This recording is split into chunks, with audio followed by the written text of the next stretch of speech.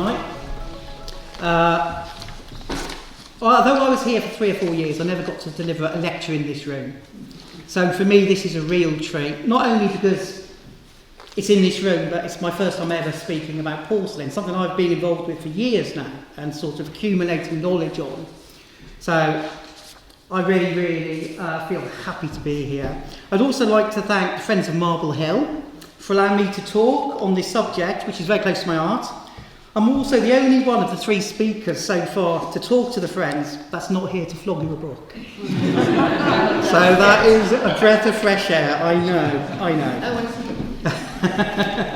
But I begin this presentation not with Henrietta, as you might expect, as she is the consumer and purchaser of porcelain. No, I begin my talk in the Chinese mountains, from where the raw materials of where porcelain can be found, before beginning its epic and really long journey across land, seas and river, and ultimately into the Georgian interior, like we see here. So there we go. Everyone always loves the curtains. So I want to begin with what actually is porcelain and what makes it so desirable, and why was there such desire in the West for it? Well, porcelain is a ceramic of uncommonly high quality produced by firing a refined form of clay known as kaolin in a kiln with a pulverised sphalectic rock called porcelain at a very high temperature between 1300 and 1400 degrees centigrade. The result is a ceramic that is strong and hard, white and translucent in appearance, with a tough vitreous surface, high resistance to strain and heat stress, and possessed of a distinct ringing resonance when tapped. These characteristics made it an object of intense desire in early modern Europe. But I want to do a little bit more than that. I want to talk about why it is so desirable. Partly because it comes from a mysterious land that at the time people didn't really know very much about. Its properties gave porcelain an almost mystical quality in the West. Its rarity and novelty. Until the early 18th century, there was little available porcelain to purchase. Its exclusivity led to desirability. Its appearance, it was completely different aesthetically to the dull earthenwares that we had been producing for centuries in England. Its translucency, when held up to the light, it was almost see-through, a little bit like jade, for instance. It was hard and non-porous. It was able to hold boiling liquids without cracking or fracturing. Now, this couldn't be said with soft paste porcelain, so which were unable to do this. Chinese porcelain was beautiful as well as functional. It could have a dual purpose when not in use. It could also be put on there for display. And there was also very much that keeping up with the Joneses. Because of the rarity and expense of Chinese porcelain, made its ownership a marker of high status, of respectability and decorum. Families tried to outdo each other by the sheer quality of porcelain they had, which could lead to financial ruin. Indeed, in the 17th and 18th century, porcelain was so rare in Britain that it had been called for generations white gold. So I want to begin with the porcelain journey, and it is absolutely epic. And it starts off, literally, with kaolin being mined in the Guilin Mountains, located in China, 25 to 30 miles from Jingdezhen. And Jingdezhen is the key place. And this was absolutely back-breaking work. You know, people that mined kaolin were lucky if they lived to 25 years old. So when you look at porcelain, you have to also take into account how it was made. It would then go to Jingdezhen, the capital, the porcelain capital of the world. It was from here that export and imperial wares were made, including orders for armorial wares. So if you wanted your coat of arms, for instance, this is where it would be made.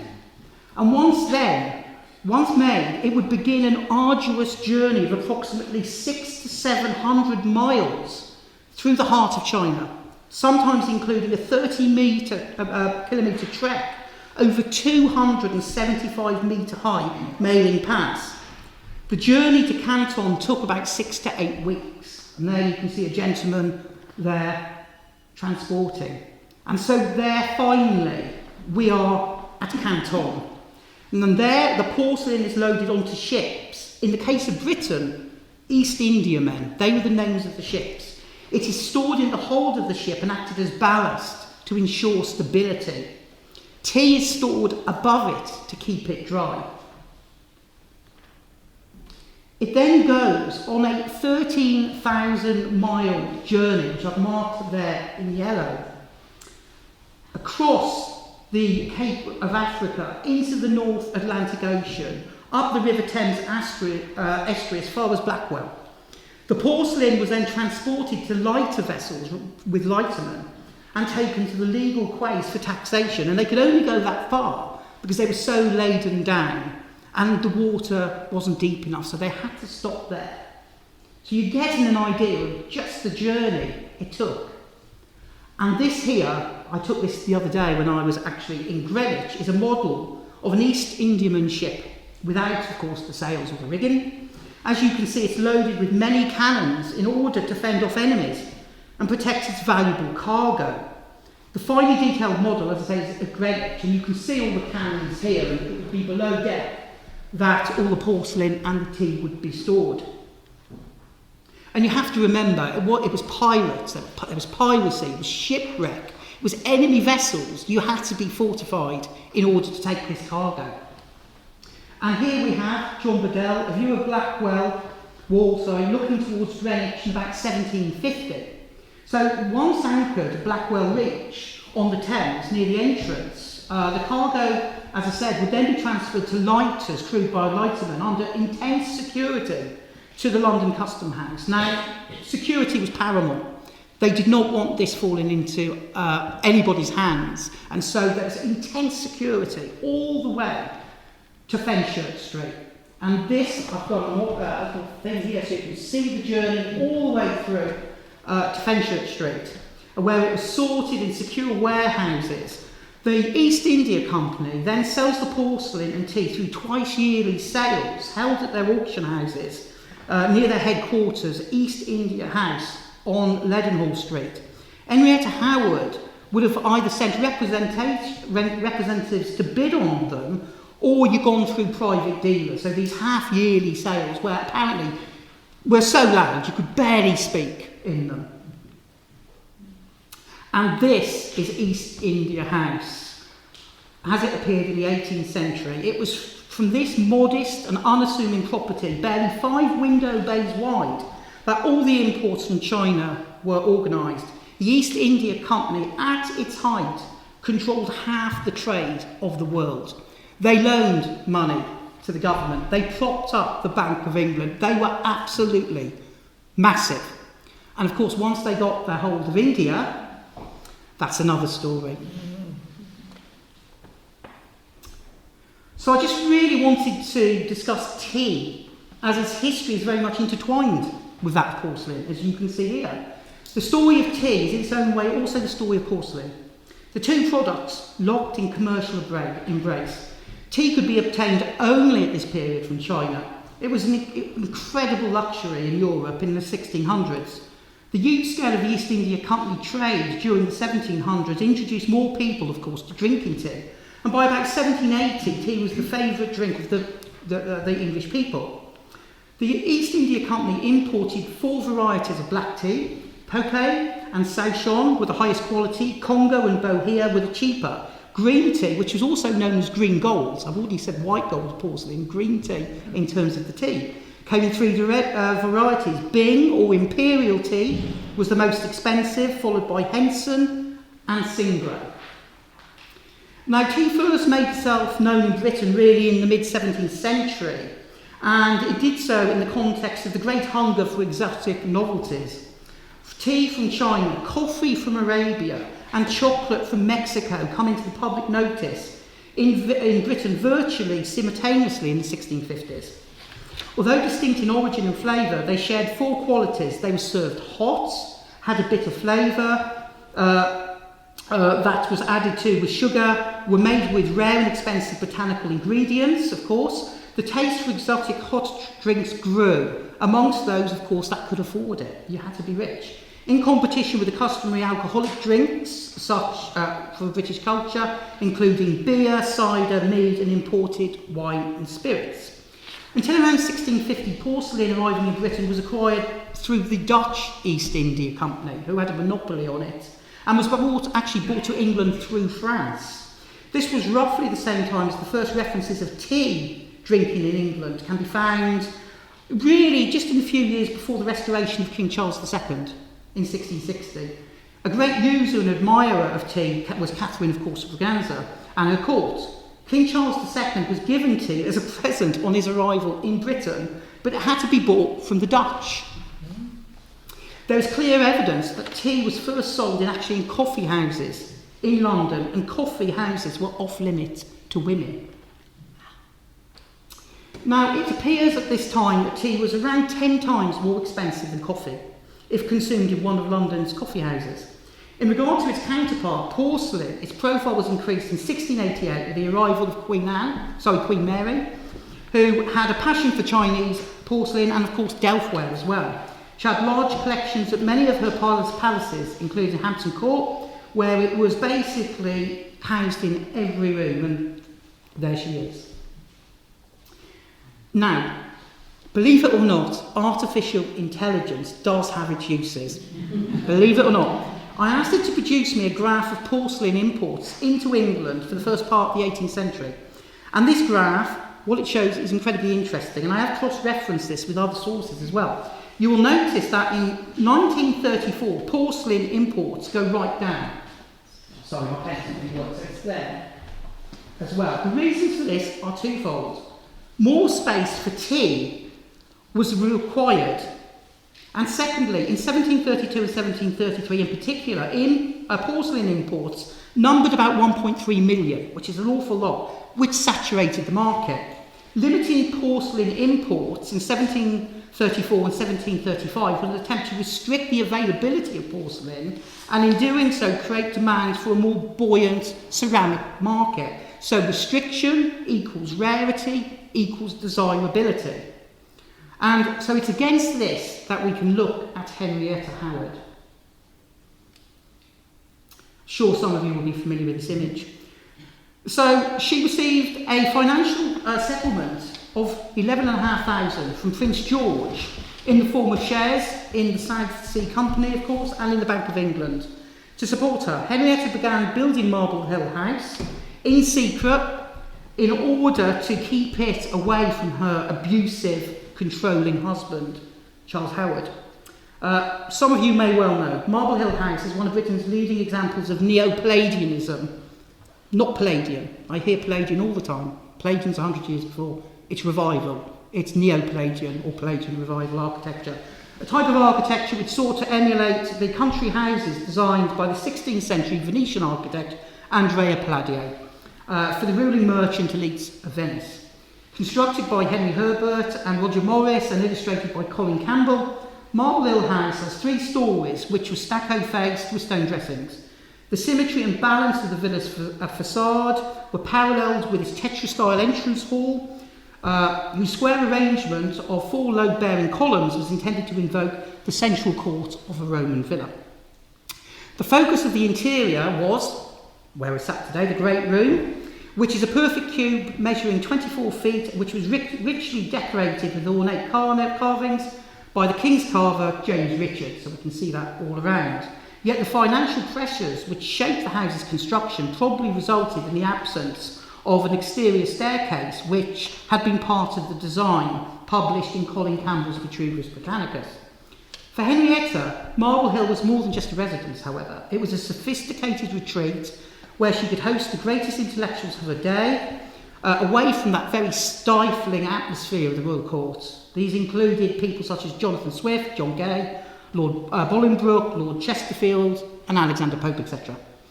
Now, Henrietta Howard's private quarters at Marble Hill and St James's Palace were also a testament to her sophisticated obsession with Shirazari, the 18th century European fascination with stylised East Asian artistic traditions.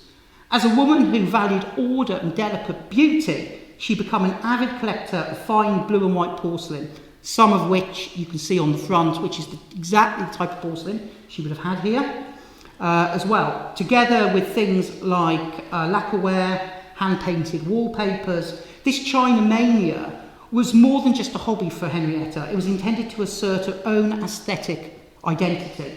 And I'm going to give you 3 examples of that. And here is the first one. Some of you may have seen these before. This is one of a pair of Chinese carved ivory pagodas, mid-18th century, today at Blickling Hall, recorded in the inventory in 1767 and 1792 in the China room in the cottage, but they were originally in this room. So that's where they are today. And of course, the lacquered screen behind me with the coat of arms, which was probably ordered from China and probably made in Canton, to be quite honest. And of course, the handmade, hand-painted chinoiserie wall hangings we're all familiar with. Once again, the originals would have been made in China. And here we can see on the table porcelain from the Kangxi period.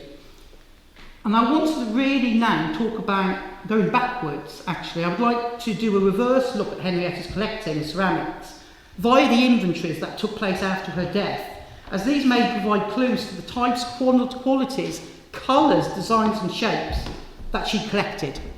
Now, following her death, on July 26, an inventory of possessions within a house at Marble Hill took place and was recorded the contents of the house room by room. In the China room, which I'll discuss a little bit later, it was considered not possible to take an inventory of the china. Really unfortunate that, maybe on account of the sheer number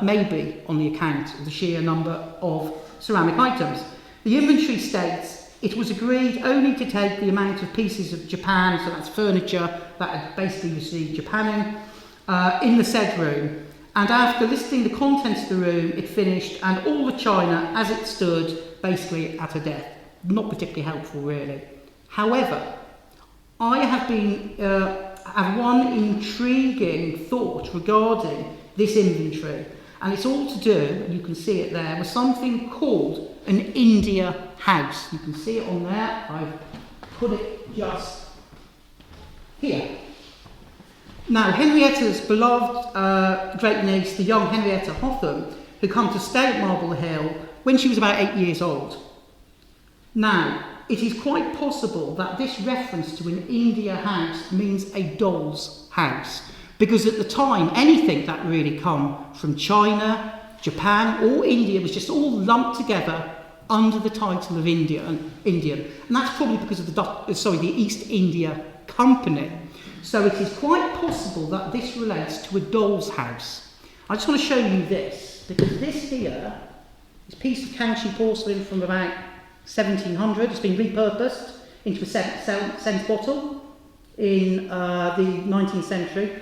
That would have been in a children's doll house, believe it or not, scaled down to be in something very, very similar. However, the inventory of the paper room and the great room is also most revealing in terms of the types of porcelain Henrietta owned.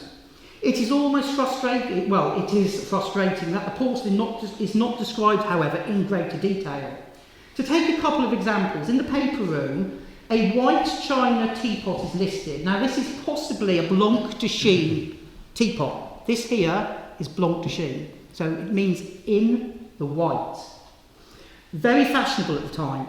In the great room, very small cups and saucers are listed. They are almost certainly tea bowls without the handles. This is again the Kangxi period. And there are references to 6 saucers in colour. Now that is really important because it demonstrates that Henrietta was also collecting porcelain in polychrome, that means more than one colour. These most likely being in famille rose or famille verde patterns, if indeed they are Chinese. The sheer quantity of porcelain in the great room, where we are today, shows the scale of entertaining that was taking place in this room across the decades. And I can show you what an example of a Blanc de Chine porcelain teapot looks like. Beautiful, absolutely beautiful. And again, tea bowls and matching saucers. Now, a second inventory took place in 1794 and recorded every article removed from Marble Hill House to the cottage by Miss Hotham. This provides us, again, with a very limited description about the china collection. Items are described largely as blue and white. There are several broken, for instance, so it might be in a storeroom for broken items. Interesting though, the India house is no longer listed. Maybe because, of course, she's grown up and we've got rid of it. That's quite a possibility as well. But there's also another inventory, and that is the inventory basically from her other house. We don't really talk about this. She had a London house, 15 Savile Row, which she had built in 1735 from land acquired by Richard Boyle, 3rd Earl of Burlington and 4th Earl of Cork, who lived, of course, Chiswick House and Burlington House in Piccadilly, so he sold the land basically. Henrietta's new house was built by Henry Flitcroft, the draftsman and architect trained by Lord Burlington, and built in the strict but fashionable Neo-Palladian style. So going between properties in London and Twickenham, Henrietta lived a happy life with a second husband, George Berkeley. I've yet to research this particular inventory, a copy of which can be found apparently in the British Library. However, I suspect that it will be a continuation of the types of porcelain we have here. Polychrome decoration, blanc de chine, etc. And now let's have a look at the china room itself. So it's important to note that the first flowerings of porcelain owned by Henrietta was as a gift from the Prince of Wales, where he gave her all the chinaware, plate, linen and furnishings from her lodgings at court. However, such was her enthusiasm for collecting that in 1739 she had built a china room at Marble Hill House, or just to the side of it, in the form of a small 2-storey cottage close to the house in order to create extra display and storage space. In 1745, this china room was incorporated into a new servants' quarter, but the entry to the room remained private and separate. The intimate space would have held carved gilded shelves for Henrietta to display some of her most prized porcelain. This china room survived until, unfortunately, 1909, when it was declared redundant and demolished. Unfortunately, no photographs of that interior survive, and this is another view from the side as well. And you can see the cottage and servants' quarters can be seen really as being split level. Now, the ceiling of this china room was believed to have been painted possibly by the French artist Andrion de Clermont, who had executed ceilings at nearby Radnor House, now demolished unfortunately in Twickenham, and later for Horace Walpole at Strawberry Hill. The evidence appears to be based on the inclusion of monkey-type animals in some of the ceilings. However, it is not beyond the bounds of possibility that the artist William Kent may have painted the ceiling.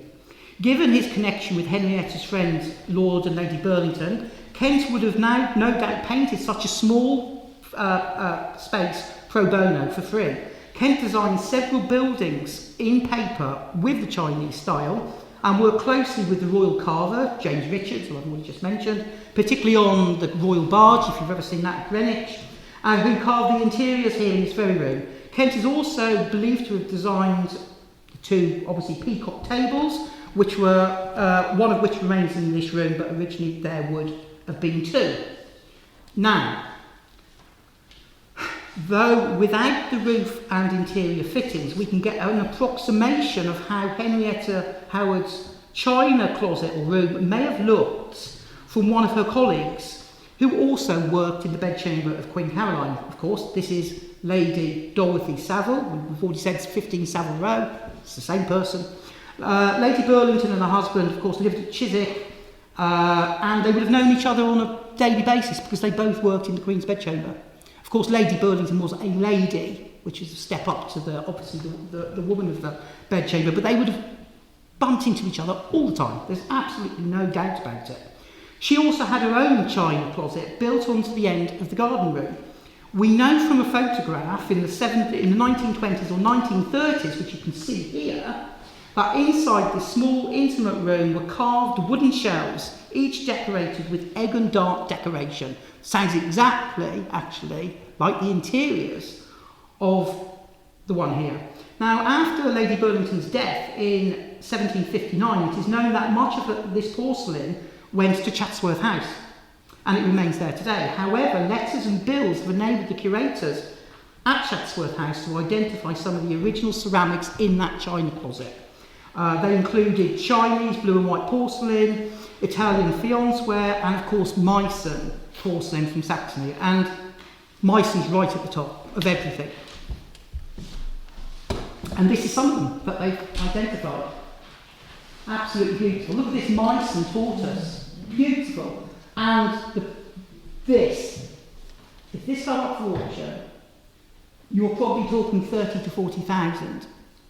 Meissen of Augustus the Strong, the great patron of the early Meissen factory. So if you really want to impress people, you go up from this, perhaps a couple of levels, you buy Meissen. Okay, I would now like to look at how ceramics were displayed in a domestic space in the early 18th century. It remains a fact that the vast majority of porcelain collections in the 18th century were established by women. We have a few exceptions, of course, such as Horace Walpole and William Beckford, of course. Interest in chinoiserie and its decorative applications was also largely in the domestic sphere of the female, where ladies tended to entertain their friends in the confines of the privacy of the home. Men tended to drink and smoke in their little groups, or frequently in the more raucous coffee houses, with its sociability, gossip and scandal. It was also an arena for men to make contacts and do business. As such, decoration and interest in chinoiserie was often regarded by men as vulgar, vain and frivolous, and unworthy of interest. Well, let us look now at how the curators have displayed ceramics in the interior of Marble Hill House. So, today the breakfast parlour is presented as if Henrietta was about to take morning tea. The wares on the table recreate the types of blue and white porcelain that she would have owned in her day.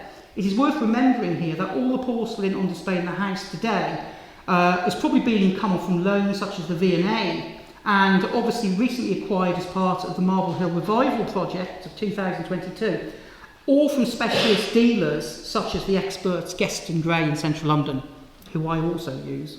As a location, of the original collection, it's largely unknown. The pieces that are on today are of the type, age, appearance and form of porcelain that Henrietta would have owned and been familiar with. So all of the ones that I'm showing you here today are all within the range of when she was living here, and she may well have had similar to all of these. And I'll talk about the different ones a little bit later. So, the majority of the porcelain would have come from the Kangxi period, although there's absolutely no reason that Henrietta may not have had porcelain from an earlier period that was privately sourced, so the late Ming through to the transitional period into what we see here today. And so these are the three great emperors, the great patron emperors. She certainly would have owned porcelain from the Yongzheng and Qinglong periods, together with porcelain of different colours, as I've said.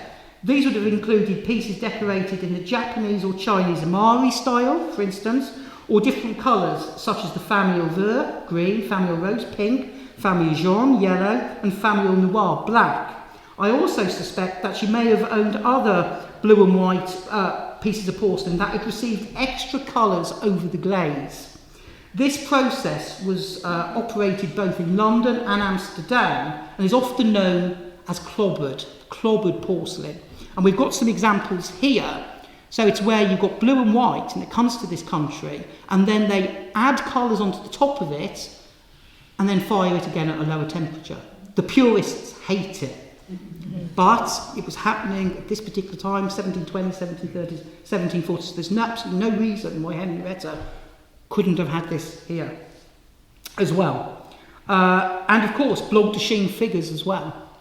This is a bloc de Chine figure, I've already pointed out. She may well have had that as well. I've said she could have owned earlier wares. These are two of mine. These are Swato ware plates, both painted in Phoenixburgs, Wanli period, Ming Dynasty, date-wise, 1575 to 1620. They're real showpieces, they're beautiful pieces of porcelain. Now, display. We can get a very good idea of how ceramics were displayed in the 17th and 18th century by this illustration by the Dutch illustrator Daniel Marget the Younger. In essence, ceramics could be displayed on any surface that you actually have at level. This could include tabletops, mantelpieces, shelves, on furniture above windows, on doors, or on specially made pediments. Larger pieces of porcelain, such as vases, could be positioned in the corners of the room or inside fireplaces when not in use. So we're going to have a quick look at this now. We've just seen that as a close-up of the ceramics that are placed in a fireplace.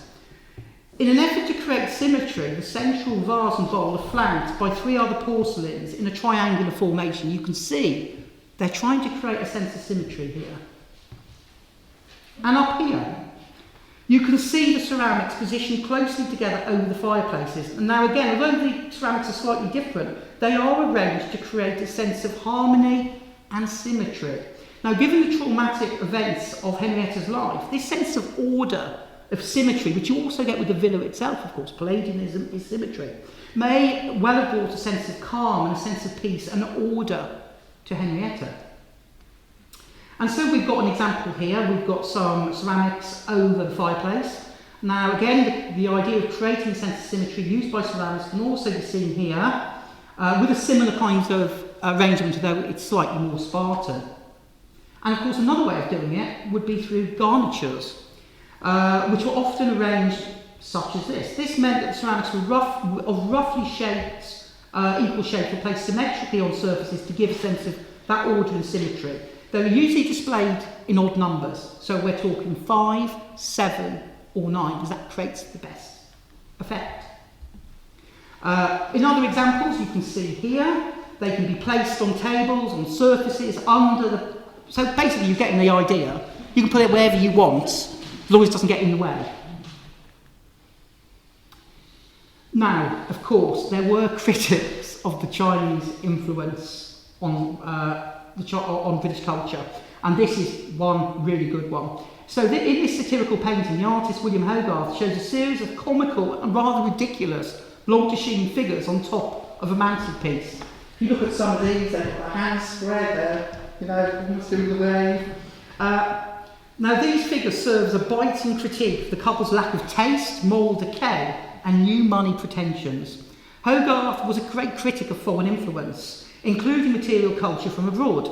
Instead of seeing Chinese porcelain as refined beauty, he viewed the 18th century obsession with chinoiserie as a simple symbol of cultural and intellectual laziness and erosion of British taste. But I couldn't help but notice there's a little gap on that chimney piece. So I've gone ahead and put my own. I think it fits rather well. I don't think he would think that. And that's the goddess of mercy as well. So she may well have had the goddess of mercy because she was the great protector of women. Now, in later life, Henrietta became friends, of course, with Horace Walpole, who lived nearby at Strawberry Hill House. Now, Horace was also an avid porcelain collector and sought to obtain a sample ceramic from every major porcelain manufacturer in Europe. I very much doubt he did that because by that time there were a lot of them. No doubt, Henrietta and Horace had many conversations about porcelain. Now, in this slide, as we just mentioned, you can see how Horace displayed his porcelain on purpose-built stands attached to the walls above fireplaces. Now, this type of display stand, which formed this interior direction, is incredibly rare in Britain. Very rare. Similar ones can be found today if you go to the John Soane Museum in Holborn, which is slightly later. You will also notice the Chinese vase in the fireplace, together with the garniture arrangements above the fireplace on the right-hand side, with 2 other Chinese wares in the fireplace. And there you can see them close up.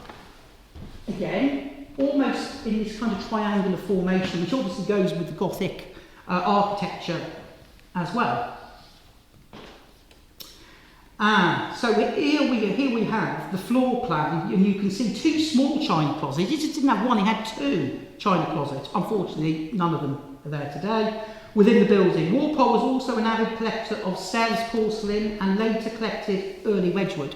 You have to remember the royal family were also collecting other types of materials at the time, ceramics such as Chelsea, for instance, which were becoming very fashionable, as was early Wedgwood. So, the different types of porcelain. As a hostess, Henrietta Howard would have performed the tea ceremony herself with her two of her close friends. The serving of tea was not necessarily made up of all porcelain, but comprised of a variety of materials. For example, the kettle would have been silver, and may well have been the tea caddy and the sugar box. Silver, of course, was very expensive and a symbol of high status. However, porcelain would have been used almost exclusively at this time as well for the tea bowls, because it didn't transfer the heat, so it would have been quite cool as well against heat resistance. And we can see a selection here. You can see the kettle being brought in, for instance. And one of my favourite artists of all time, actually, Henrietta Leotard, around in the 1740s as well, 1750s in England. So in this example of a painting by Leotard, many of the components of the tea service can be seen. Typically, this would have been comprised of course, the teapot, the caddy, slop bowls, of course, for leftovers, a milk, a jug, sugar bowl, the tea bowls and saucers. A coffee pot may also have been included. As seen in this painting, later in the 18th century, sets become much more uniform, and extra items could have been added, such as broth bowls, cream pots, spoon trays, and teapot stands as well. Now, on your seat, you would have seen I've put down the tea ceremony, and I'm not going to go through it all. The thing that I found fascinating, actually, was the bit where how people were served. So she serves all of her friends first, all the female friends. All the females get served first. The males get served last. And the man of the house gets served last of all, if he's actually part of the ceremony. And there we got it. Female guests of the highest rank are served first, followed by the other female guests. The hostess then serves herself before serving any male guests. If the host is present, he is served last. So this is a real feminine kind of pursuit of the drinking of the tea ceremony as well. So have a look at that as we go along. So the kettle is almost always silver, as I've said. It was filled by the servants who did the heavy lifting and then brought into where the tea was being served. In this example, we can see fine silver kettles on display at the V&A. Many of the 18th century examples were produced by Huguenot silversmiths, who had an excellent reputation as silver craftsmen. These are absolutely beautiful if you ever get a chance to see them. In this painting, the servant can be seen bringing in the kettle. The lady of the house holds the canister from the tea caddy, which is positioned beneath her. I've put it in a box, and measures out the tea using the lid. In terms of food preparation, the tea ceremony was often the only domestic duty that the lady of the house would have to do. But what I particularly like is the very bored expression on the face of the servant. Look at that, my goodness! They are looking, and then we've got another one here. We've got another lady bringing in the boiled water, and you can see all the rest of the stuff there. And there we can see on a stand beneath the table for it to rest on. Now, in the early 18th century, a very popular type of teapot was the Yuzing teapot. These brown teapots were made in a unique type of stoneware clay known as zisha, literally meaning purple sand or purple clay, and is found exclusively in the region of Yuzing, I hope I'm saying that correctly, in China. Now, early Botka Meissen ware ceramics were also produced very much in this style. So you can see here, this is Meissen on the right, and this is Chinese on the left. So you can start to see the imitation, and these are the earliest types of Meissen. They were doing these before they produced white porcelain. As they were experimenting, they hit amongst this first. It's absolutely beautiful, but it can be polished as well. Incredibly expensive. And a Kanshi teapot, that's the one that I've got here. Now this is of a pear form, decorated with deep cobalt blue with panels of flowers. The teapot was further beautified in this example with metal mounts to the finial, neck, shoulder and spout in Holland in the 1850s. They went through this phase. It was sometimes done to conceal damage, and that was quite something that happened quite a lot. When it was applied, the cobalt blue was black, and then turns into this lovely shade of blue in the kiln. And this is the type of porcelain that would have been imported by the East India Company. And in this painting by Richard Collins, called A Family of Tea, the sitters can be seen with a variety of silver and porcelain teawares, plates, etc. However, the tea bowls are porcelain, as I've mentioned earlier, and so you don't transfer the heat. Like how tea was consumed in China, tea bowls had no handles and were held by fingers in several positions. Tea could also be drunk from the saucer, and that would be a way of cooling the tea down before you actually had it. Handles on tea cups only become fashionable in the second half of the 18th century, although handles were being provided on Meissen cups as well, from around 1740, particularly for chocolate cups as well, double-handled chocolate cups.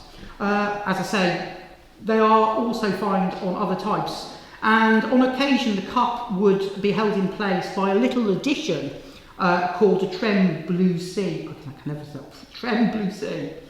The whiteness of the porcelain was often associated with the whiteness of the skin and was seen to complement one another. So there is other connotations going on here. You have to remember as well, the East India Company were taking slaves from East Africa and they were using them in their factories.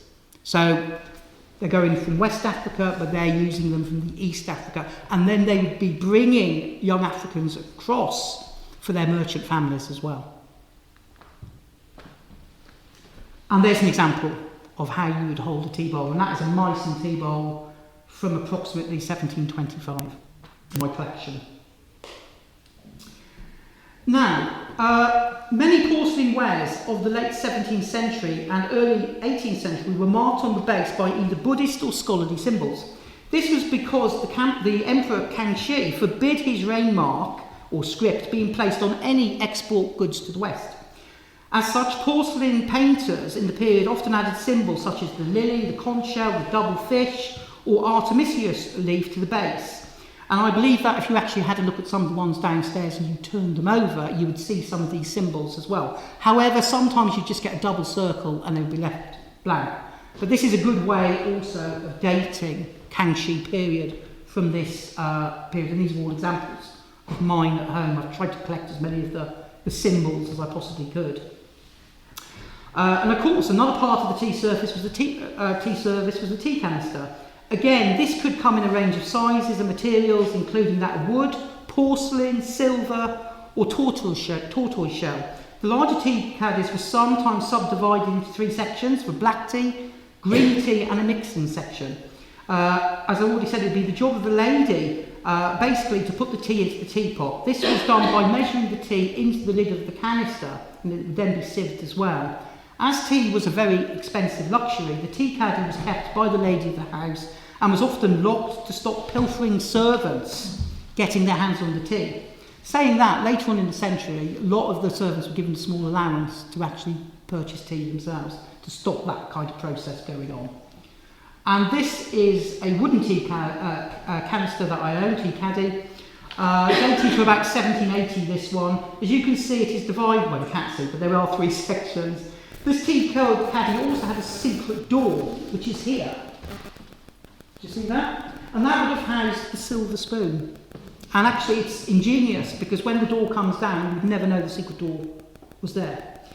These spoons were often produced in the shape of a shell, so such as these. There you go, look. This is one from about 1770, something like that. Echoing the belief that originally tea was measured out by shells found on the beach. Also included are silver tongs, you can see examples here as well, and various other things. And of course, if you think about sugar at the time, sugar come in cones, you'd have to scrape it off, not like today where, you know, you've got your cubes and all of that. So there were basically implements for everything. And of course, milk jugs. Milk was commonly added to tea in the 18th century, particularly towards the end of it, with the practice starting early in the century to protect fine porcelain and temper the bitterness of early tea imports. Whilst milk usage was established by the late 17th century, it became a staple, widespread addition that grew in popularity alongside black tea consumption.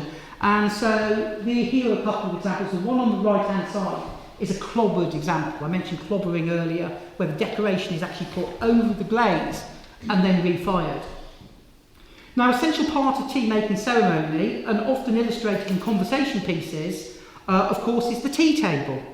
Friends and family are often shown arranged around the table in the centre of the room.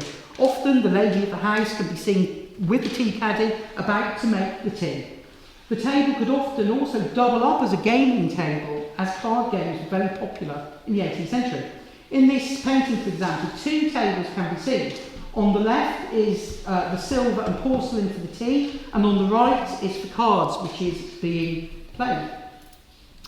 And I found this rather lovely example here of a tea table, mid-18th century, with a removable top. It's like a tray, so you can take it off the table and put your various utensils on it. Absolutely fantastic. This is from around, it's the first half of the 18th century, commissioned by the East India Company for export to Europe. Beautiful piece of furniture. And of course, I'm sure you're all familiar with this. It shows Henrietta playing cards. George Berkeley's there as well. And on the left-hand table, tea's being prepared, while the other two tables are being used for cards. So they went hand in hand with each other. But also snuff. We don't really think about snuff. But it's worth noting that snuff was also very popular in this period and was often taken whilst having tea. Snuff boxes were relatively small and could be carried around on one's person, in pockets and under clothes. Once again, snuff boxes could come in a range of different materials. And I will just say, if you had a Meissen snuff box, that was the ultimate day-to-day, if you had one of those, are worth. Okay, well let's just think about porcelain and what it could be used for, because it's not just used for teawares, of course it's not. It can be used for a variety of objects. This includes, for example, shaving bowls, basins, dining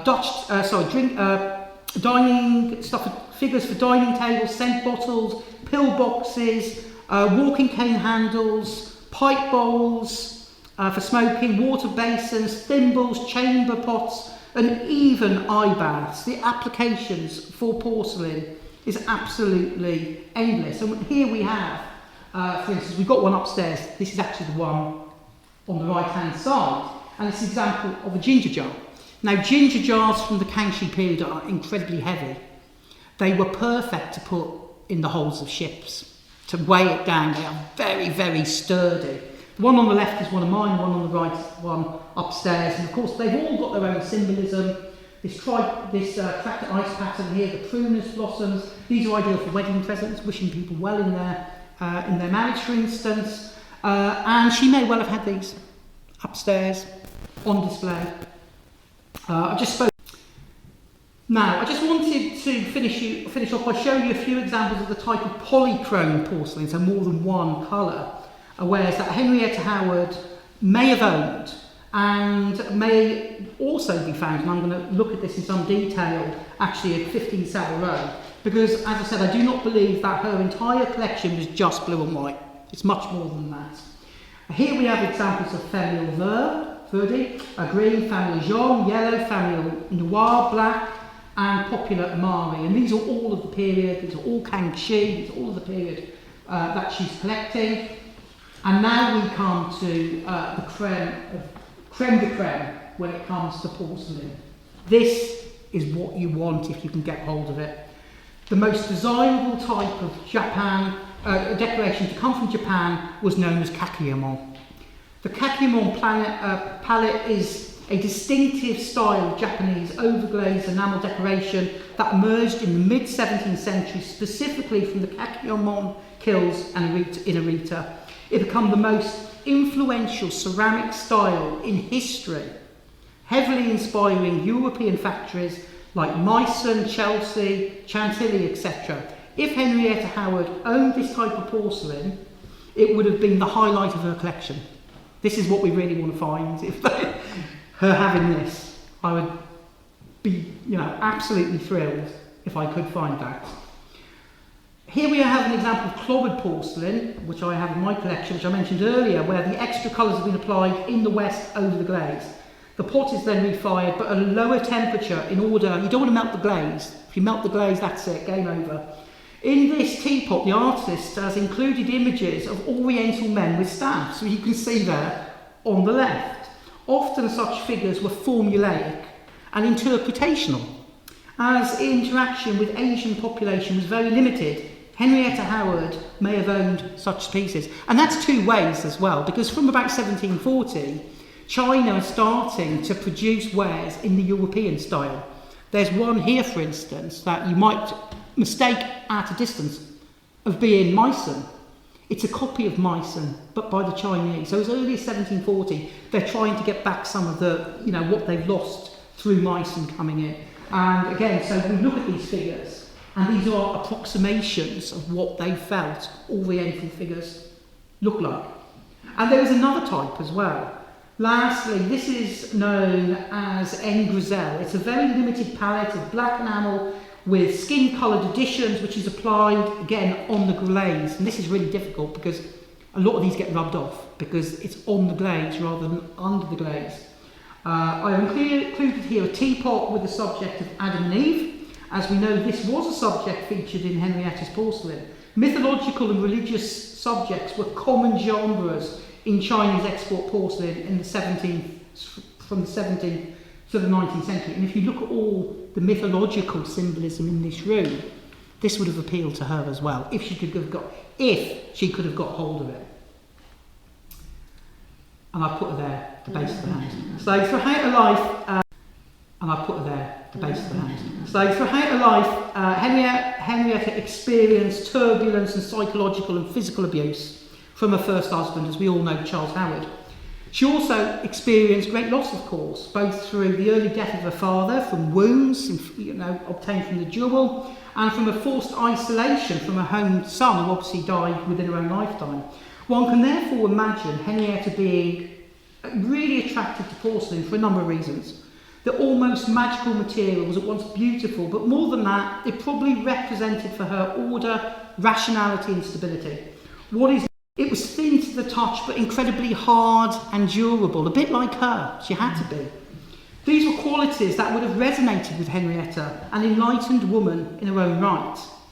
In her will, she stated that her great niece, Henrietta Howard, was to receive all my state jewels, China and Japan, and whatever shall be contained in cabinets, chests and boxes under lock and key. Her intention was, of course, to keep all the china in one place here at Marble Hill. But of course, over the years, it got dispersed and sold. But today, Marble Hill House stands as a testament to the resourcefulness, resilience of a cultured lady and a love of chinoiserie, and within it the ceramics in all its forms and varieties. Thank you.